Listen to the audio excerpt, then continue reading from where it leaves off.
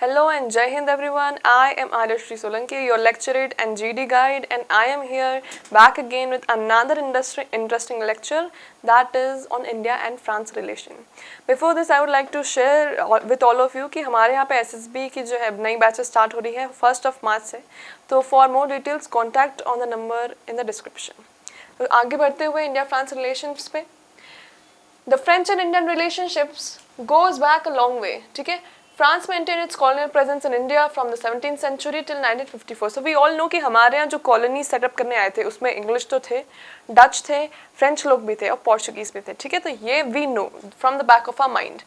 The French were the last European people to arrive in India. These were the last one. This might come in an exam कि who were the last people to come and set up a colony in India. French east India company के नाम से ये लोग आए थे 1664 में और इन्होंने अपनी फैक्ट्रीज जो है सूरत और मसूलीपट्टनम में सेटअप की थी. The French administrators in India had got involved in power play with the Britishers. So Britishers और French लोगों में आपस में power play का बहुत ज़्यादा जो है टक्कर चलती थी. They wanted to capture some parts which French people also wanted to capture. So it was a match between both of these companies. Now moving on, supported several kingdoms in their wars against the British rule. In the end, France retained its control over Pondicherry, Karikal, Yanam and Mahe with Madras presidency under British rule. तो हम ये सब जो है जगह हैं जो French लोगों ने जो है सक्सेसफुली ऑक्यूपाई कर ली थी. ठीक है, तो ये जगहों का नाम याद करना जरूरी नहीं है बट यू शुड नो थोड़ा सा इन्फॉर्मेशन के लिए. Now moving ahead, many Indian freedom fighters used to take refuge in the French establishments. ठीक है, to avoid getting caught by the Britishers. तो यहाँ पे हमको समझ में आ रहा है कि क्या चल रहा है कि फ्रेंच और ब्रिटिशर्स के आपस का जो एनिमिटी थी उसका फायदा हमारे सोल्जर्स ले रहे थे.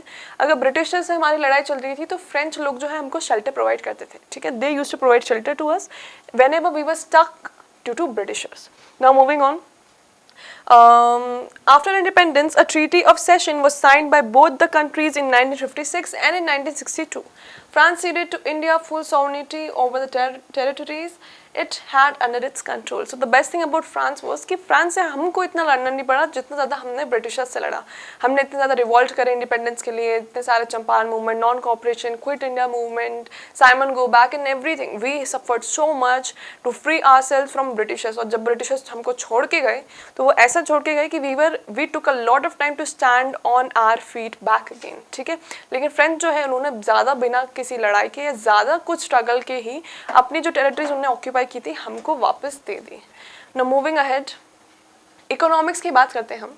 तो India and France economic relations are enmeshed because of stalled FTA negotiations with the EU.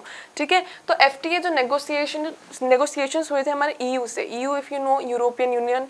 ठीक है, trade is mainly concentrated in defence and space sector. तो हमारा जो ट्रेड है ज़्यादातर जो है defence sector, because you know कि हम बहुत ज़्यादा वेपन्स, बहुत ज़्यादा एयरक्राफ्ट जो है हम फ्रांस से लेते हैं, तो ज़्यादातर वहीं तक सीमित है. Now, France include aircraft and its parts, electrical and mechanical machinery, nuclear reactors and boilers. तो ये सब जो है बहुत ज़्यादा important चीज़ें हैं जो हम फ्रांस से लेते हैं. ठीक है, हमारा majority of the defense sector is being imported from France and Russia. ठीक है. Now, while exports to France consist of nuclear reactors and boilers, articles of apparel and clothing, accessories, minerals, fuels, mineral oils, products of their distillation, इतना सारा सामान जो importance का रखता है हम वो फ्रांस से लेते हैं. तो इकोनॉमिक्स में जो है इंडिया फ्रेंच रिलेशन का बहुत ही ज़्यादा इफेक्टिव और इम्पॉर्टेंट रोल है.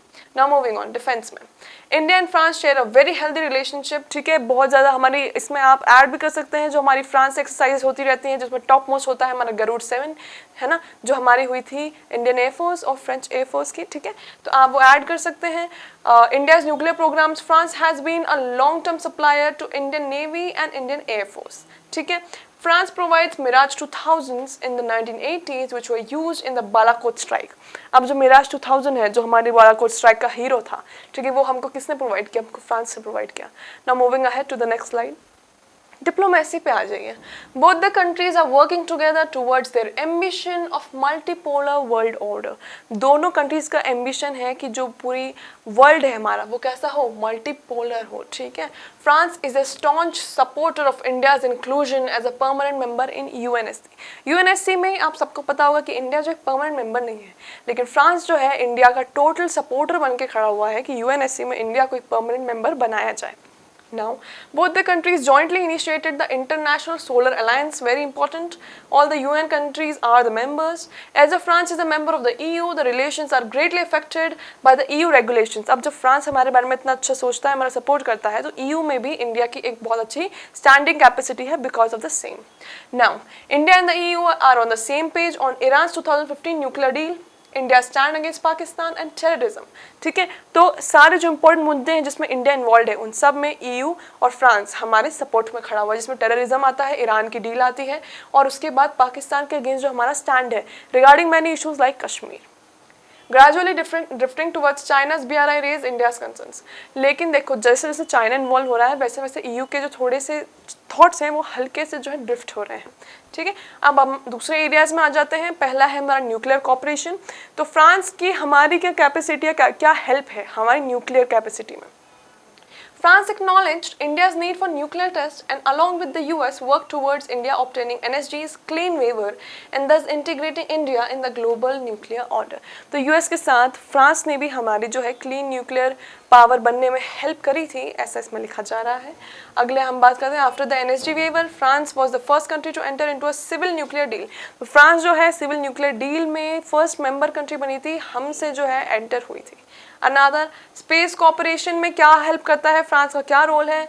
इसरो एंड CNES क्या है, फ्रेंच स्पेस कॉपरेशन है, ऑर्गेनाइजेशन है. ठीक है, तो इसरो और CNES जो है इनका बहुत ज़्यादा अच्छा कॉपरेशन है. ये आपस में बहुत ज़्यादा प्रोग्राम्स भी कंडक्ट करते हैं रिगार्डिंग सैटेलाइट्स और लॉन्चेस एंड एवरीथिंग.